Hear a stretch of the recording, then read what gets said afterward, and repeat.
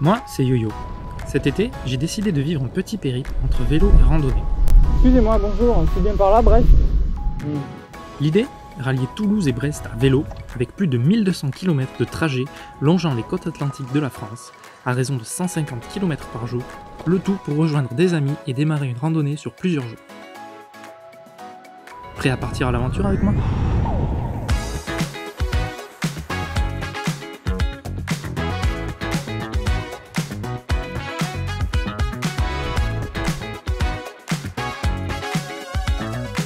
C'était des sangliers.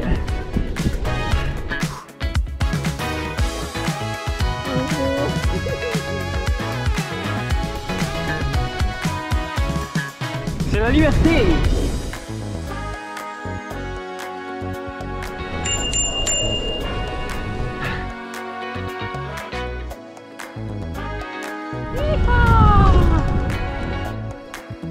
Et ben voilà, Tchernobyl.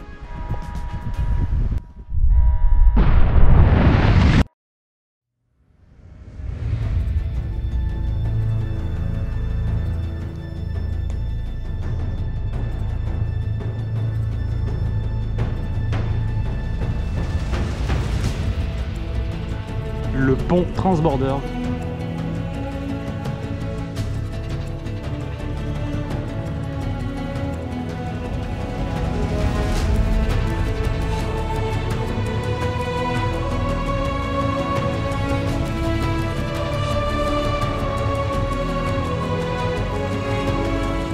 Il y a du vent, il fait chaud, mais tout autour c'est tout plat, il n'y a rien, il n'y a que des pylônes. Il fait chaud et on se fait chier. Seul coin d'ombre.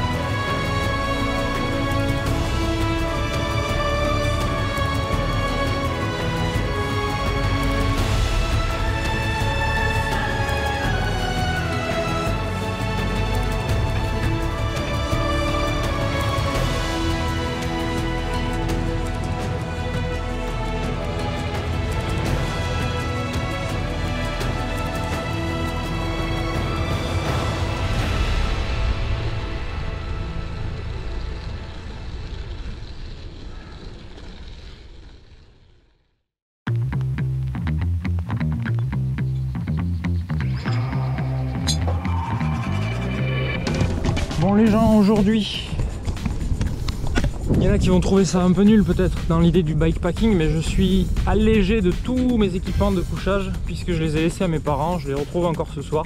Normalement avant Saint-Nazaire, à Saint-Michel-Chef-Chef, puisque je vais pouvoir faire une journée un peu plus tranquille vu que j'ai 20 km d'avance. Là il est 9 h, parce que hier j'ai poussé au taquet, vous avez vu que j'ai fait 183 km. Aujourd'hui je suis beaucoup plus léger, donc ça devrait aller bien plus facilement pour moi aujourd'hui quand même. J'ai quand même bien mal au cul là, c'est assez dur de s'asseoir sur la selle par moment, mais on va s'y faire. Et donc ouais, mes parents m'assistent en fait, hein. Là le bikepacking se transforme en semi-autonomie vraiment, je suis vraiment, ouais, je suis assisté quoi. Écoutez, hein, j'en profite pour voir mes parents, je suis en vacances aussi donc j'ai envie de profiter un peu.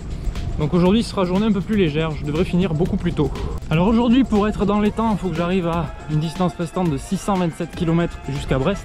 Et j'en suis déjà à 650. Bonjour. Donc 527 et 650, il n'y a pas 150 km à faire aujourd'hui. Il n'y en a que 120 ou 130. Attention, ça va être joli.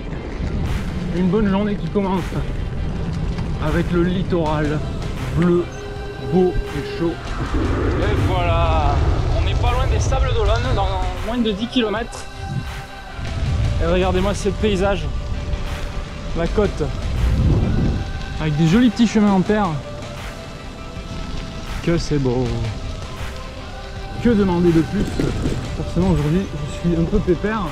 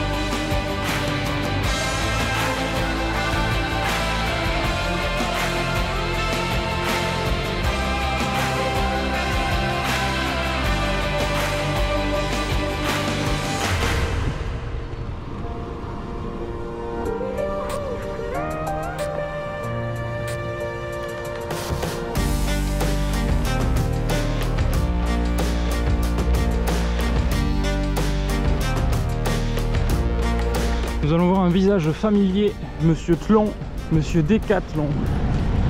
C'est le premier que je vois, je crois, depuis que je suis parti de Toulouse. Pourtant, c'est pas ce qui manque en France, les décathlons, mais voilà.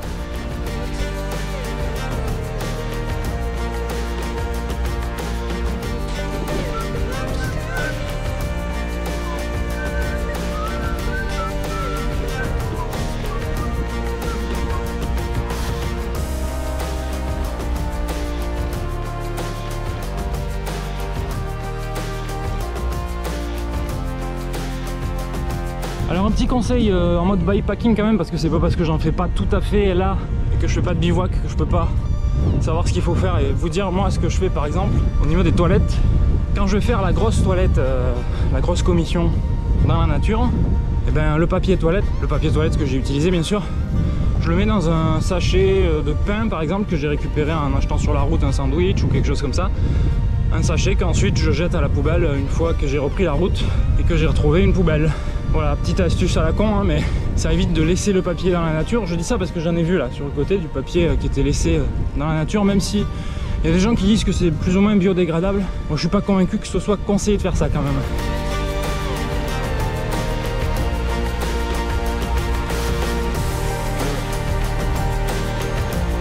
Hop là, on va arriver sur la mer.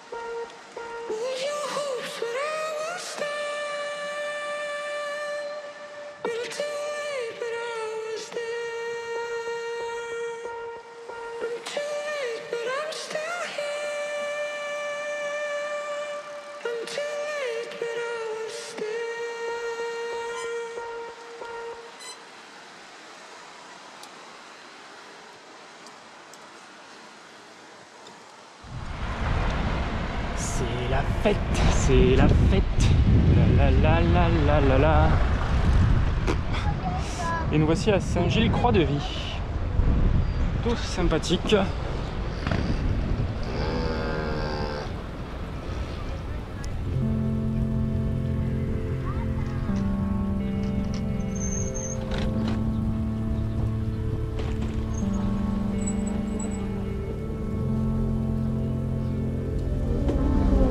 Dommage, je peux pas vous montrer l'église.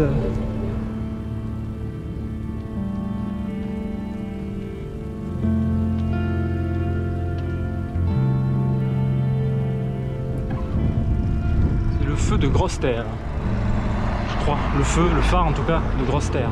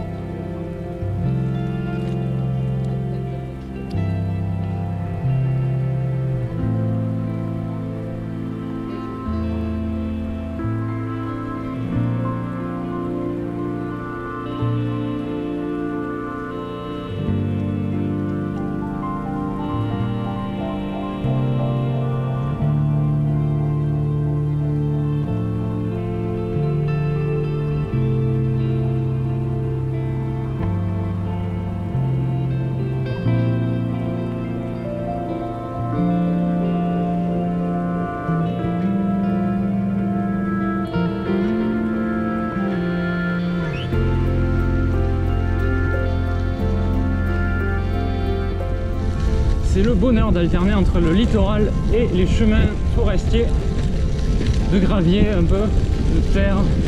C'est vraiment top.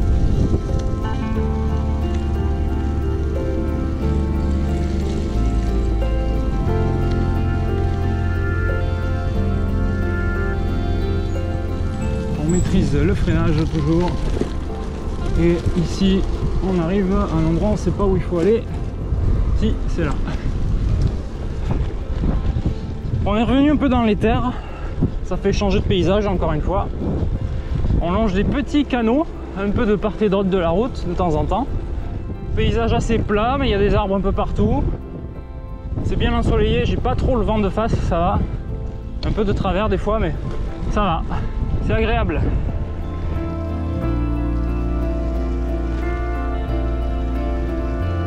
Coucou!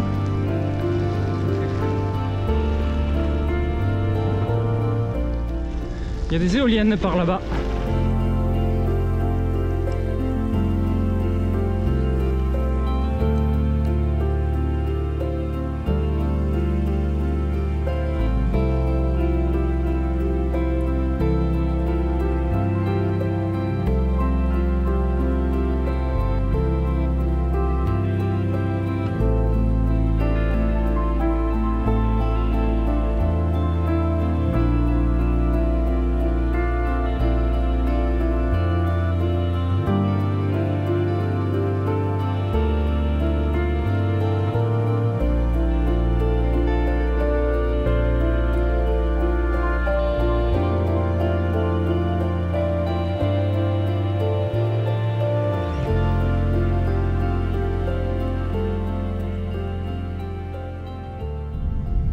Excusez-moi, bonjour, c'est bien par là, Brest?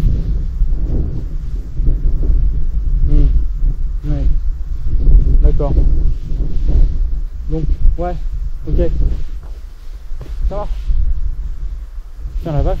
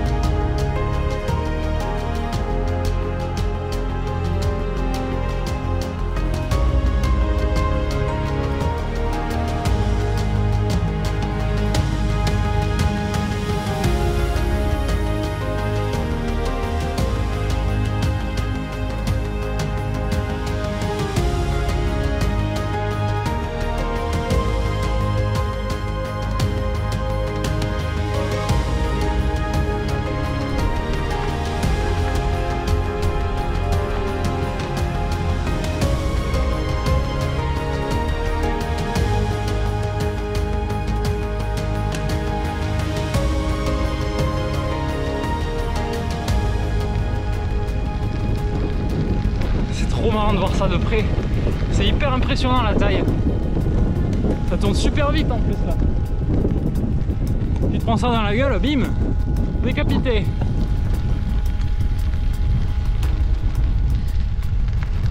Je sais pas si vous arrivez à entendre, mais essayez d'écouter le son du vent sur l'éolienne.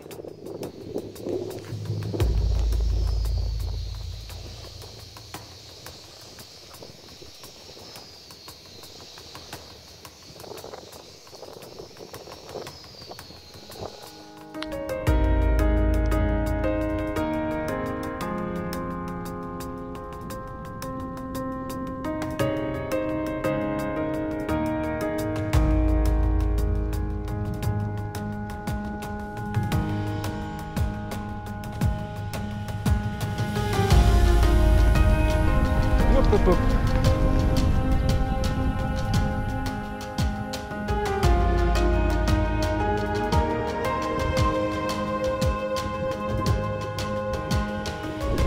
On dirait un obus planté dans le sol.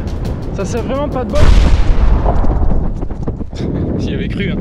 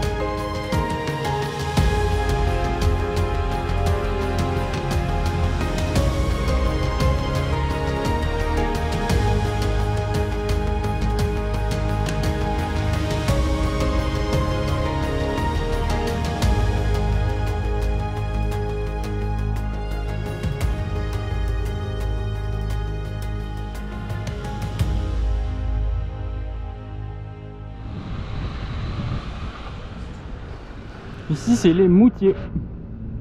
Les Moutiers.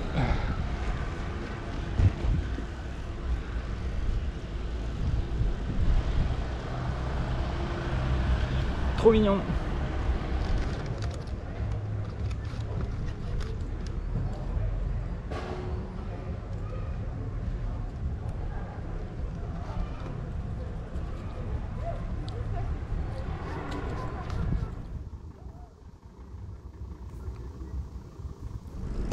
De toute façon, je vous montre où j'ai acheté le crumble.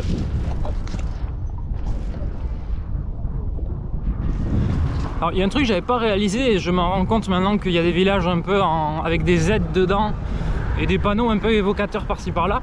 En fait, on est en Bretagne hein, maintenant. Depuis peu, je ne sais pas depuis quand exactement, où est-ce que ça s'arrête. Mais là, on est entré en Bretagne, visiblement. Je pensais pas que ce serait si tôt. Je situais pas Saint-Nazaire en Bretagne, moi, mais en fait, bon, faut croire que si, hein. Je suis nul en géographie aussi, je vous ai pas dit. Je suis nul en oiseaux et je suis nul en géographie.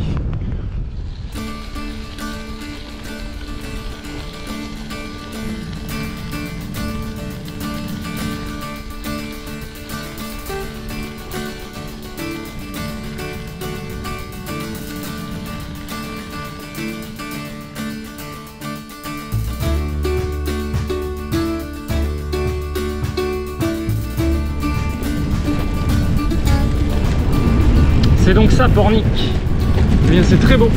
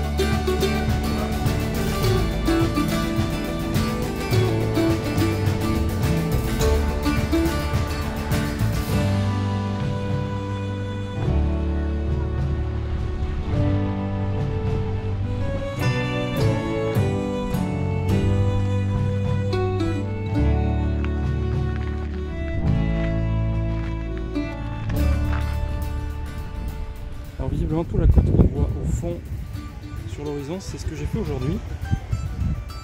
Jusqu'à tout en face, là-bas, où il y a Noirmoutier, je crois.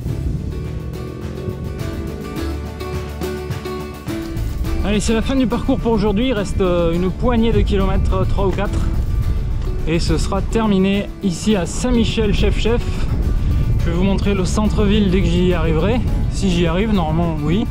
Et puis voilà, on se retrouvera demain, normalement. Donc demain on passe Saint-Nazaire et après je sais pas ce que c'est la suite du trajet, on verra ça de demain. Et oui. Karting, c'est trop bien le karting aussi. J'en ai fait qu'une fois à Toulouse. C'est trop marrant. Non, j'en ai fait 2 fois d'ailleurs, 2 fois. Ça y est, Saint-Michel, chef. C'est joli, hein.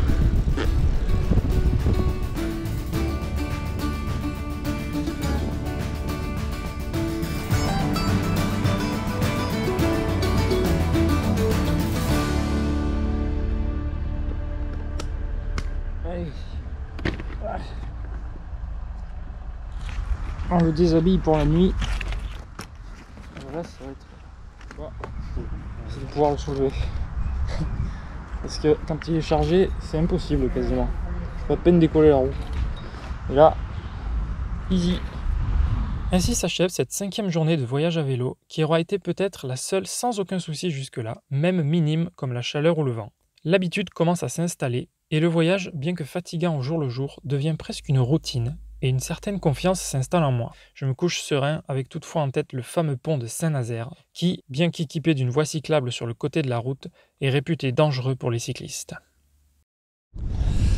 Allez, on se retrouve aujourd'hui 12 août, jeudi, pour une nouvelle journée bien sûr. On va jusqu'à Locmariaquer aujourd'hui, 150 km à peu près. Et aujourd'hui on passe le pont de Saint-Nazaire, qui est assez délicat, même si c'est aménagé vite fait pour les vélos. Apparemment ça rigole pas trop quand même. Il y a énormément de passages, la piste, enfin la voie cyclable n'est pas hyper large d'après ce que j'ai pu voir.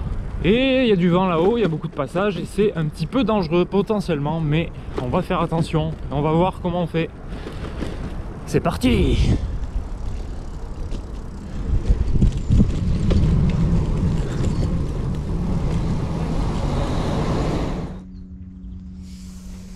Voici donc Saint-Nazaire plus ou moins en face et le pont que nous allons traverser. Je ne sais pas si vous le verrez bien, un peu dans le lointain, dans le diffus, mais on voit bien qu'il est imposant, on voit bien qu'il est pas loin et voilà.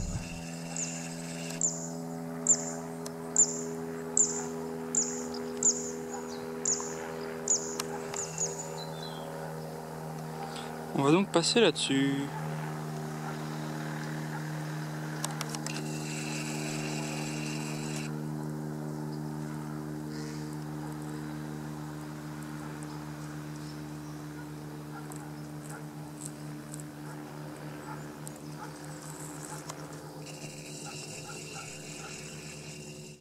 Je vois toujours pas le pont, pourtant on devrait être à côté. Peut-être qu'ils l'ont remplacé par une petite route, mais à mon avis non.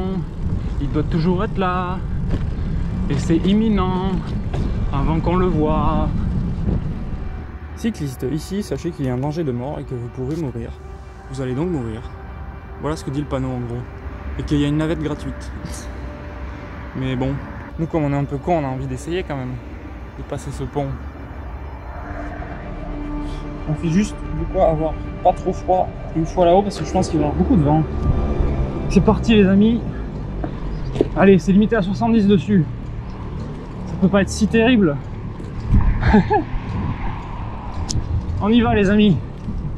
On y est. On va voir comment c'est là. Oh, ça peut aller franchement. Franchement j'y crois. J'y crois donc. Les amis on y est. Pour l'instant c'est cool. Il n'y a pas trop de passages, ça passe pas trop vite. Il faut juste bien se serrer, rester dans la piste. Et là par contre ça va monter. Soudain, en pleine montée, alors que tout allait bien, c'est la catastrophe. La séquence qui suit se déroule juste après ça. Regardez bien ma cadence de pédalage. Je vous laisse l'extrait en intégralité. Il m'est arrivé le pire truc. J'ai le câble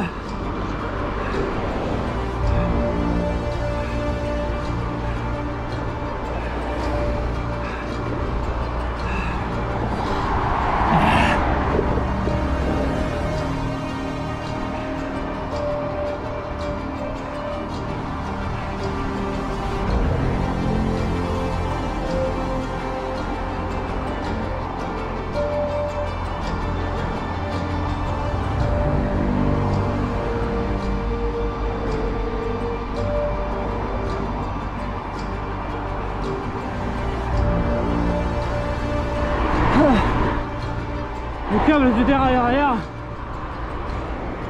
qui s'est complètement détendu. Du coup je suis bloqué à la plus petite vitesse, enfin la plus dure, et heureusement je suis sur le petit plateau, sinon j'aurais pas pu monter. Ça y est, on est en haut du pont, ça va bientôt redescendre. Quelle misère!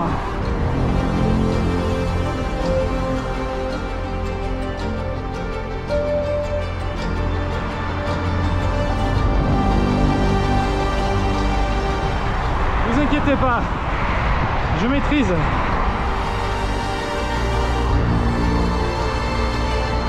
C'est bon, allez, descendre.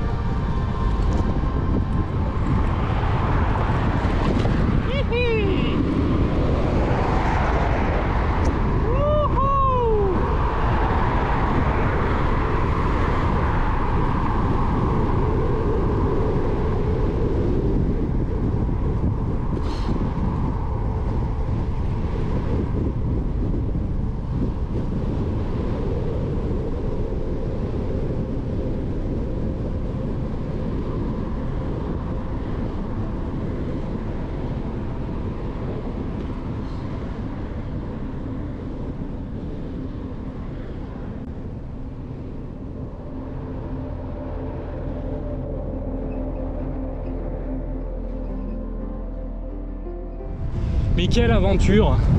Quelle aventure les gens! Allez bon, ça m'est arrivé en plein dans la montée du pont là, bim!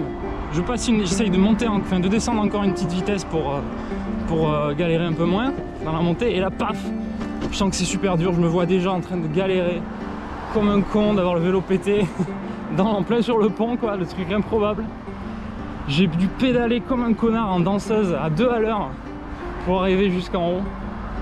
Et là il y a un réparateur juste à côté a priori qui est ouvert, donc on va essayer d'y aller, voir s'il peut me faire un truc, me retendre le câble, me régler les vitesses. Et voilà, j'ai prévenu mes parents qui vont venir aussi voir éventuellement, mais parce que moi potentiellement je pourrais le faire peut-être, mais ça va être un peu galère. Là je préfère, s'il y a un réparateur à côté, on a de la chance, on est à Saint-Nazaire, donc c'est quand même une grande ville, donc on va tenter le coup. Donc là on est dans la zone industrielle, plus ou moins, où il y a des énormes trucs, je sais pas trop ce que c'est des bateaux on dirait, mais non, ou des containers, je sais pas, mais c'est pas hyper sexy, mais bon, ça fait une autre découverte, même si j'étais déjà passé à Saint-Nazaire en voiture.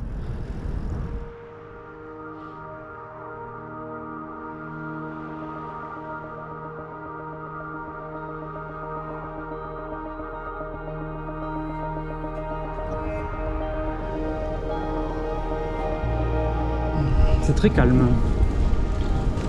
Je suis surpris que ce soit si calme.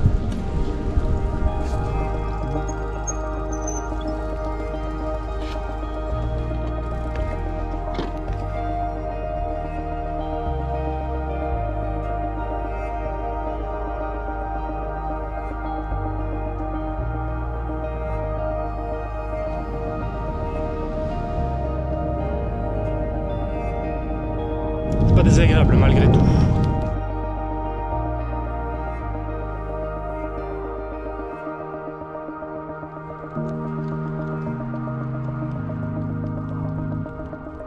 Bon bah les gens, verdict, le réparateur il est tout seul sur son magasin, il peut pas trop m'accueillir là. Enfin il peut pas m'aider en fait, mais il m'a indiqué des trucs et surtout en fait c'est le câble qui est pété. Le câble est complètement pété là, en fait il s'est pété plutôt au niveau du centre là-bas.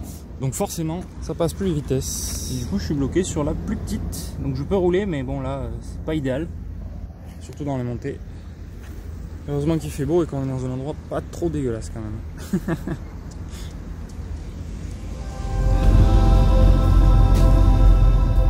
À partir de là, nous transportons le vélo sur le camping-car. Le monsieur du magasin m'a orienté sur un réparateur spécialisé en vélo de route à Pornichet qui, trop occupé pour réparer dans l'immédiat, finit par me vendre un câble pour que je fasse la réparation tout seul. Le souci est simple à régler. J'effectue le remplacement du câble de dérailleur, mais la manette n'actionne plus les vitesses. Je réalise qu'elle semble cassée. C'est d'autant moins surprenant lorsque je vois ça que le réparateur m'avait dit de faire attention en faisant passer le câble dans la manette, car le mécanisme peut être un petit peu fragile d'après ses dires.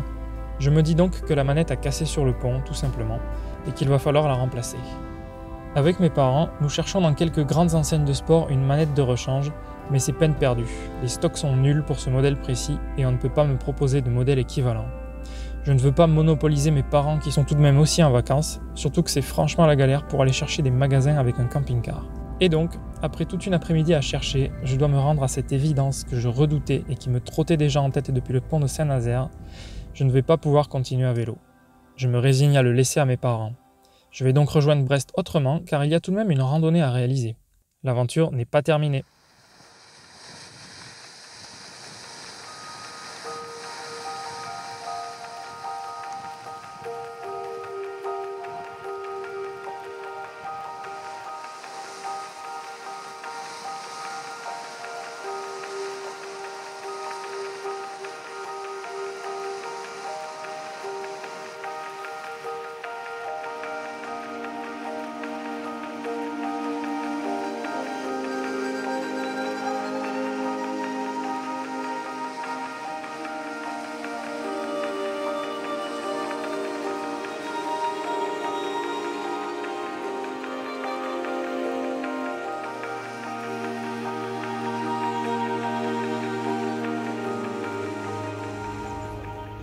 Bon les amis, on est le lendemain de la dernière péripétie sur Saint-Nazaire et la manette de dérailleur arrière est pétée à l'intérieur, donc il faudrait la changer.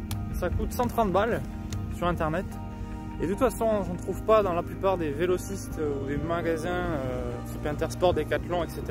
Trek, machin, que je suis allé voir sur Van notamment. Donc pas de gros espoir là pour reprendre le vélo d'ici plusieurs semaines, parce que j'ai pas trop le temps de m'occuper du vélo là. J'ai pas forcément envie de faire le tour des magasins avec mes parents qui m'aident en camping-car, donc j'ai envie qu'ils profitent aussi de leur séjour un petit peu. Donc je laisse tomber l'aventure, hein. Désolé. On n'aura fait que 850 km à peu près. Donc voilà, c'est mort pour le vélo. Par contre, on a plutôt un beau paysage avec nous. Par contre, l'aventure continue puisqu'on va visiter un petit peu la Bretagne jusqu'à Brest. Et après, on fera la rando avec les potes comme prévu.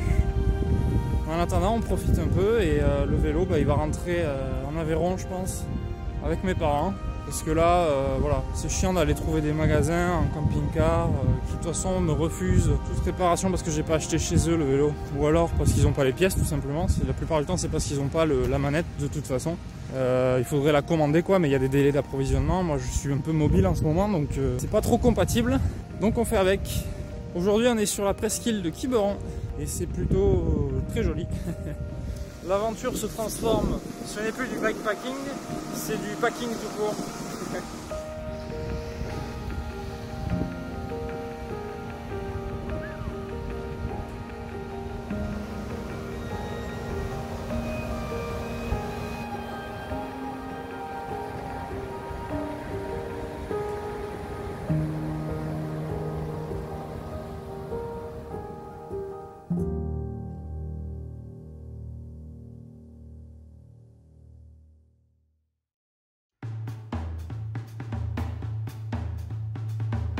De retour en Aveyron, je décide de changer la manette par une commandée sur le Bon Coin à moitié prix. Elle est clairement en moins bon état, mais elle fonctionne parfaitement. Et alors que je vous filme la manette qui a cassé sur le pont de Saint-Nazaire, où l'on voit un petit bout de métal dépassé à l'intérieur, j'ai soudain une idée terrifiante qui me vient à l'esprit. Est-ce que ce bout de métal... Mais non. Mais non. Mais non. Dites-moi pas que c'est pas vrai. Et là je pense... Et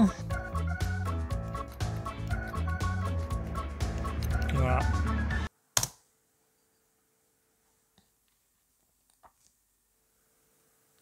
T'es en train de me dire que pour un petit bout de câble coincé dans ta manette, t'as arrêté l'aventure. Et en fait, t'aurais totalement pu continuer sans aucun souci.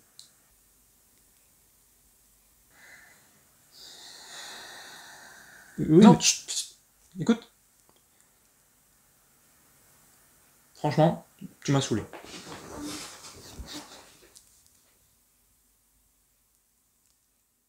La tête. Voilà, là ça fonctionne.